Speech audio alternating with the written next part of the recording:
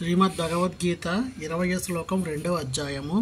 నా జాయితే మ్రియతే వా కదాచిన్ నాయం భూత్వా భవితా వా న భయాః అజో నిత్య శాశ్వతోయం పురాణో హన్యతే హన్యమానే శరీరే. ఆత్మకు ఎన్నడూ జన్మ కానీ మృత్యువు కానీ లేదు. అది నిజం జన్మింపలేదు, జన్మింపబోదు.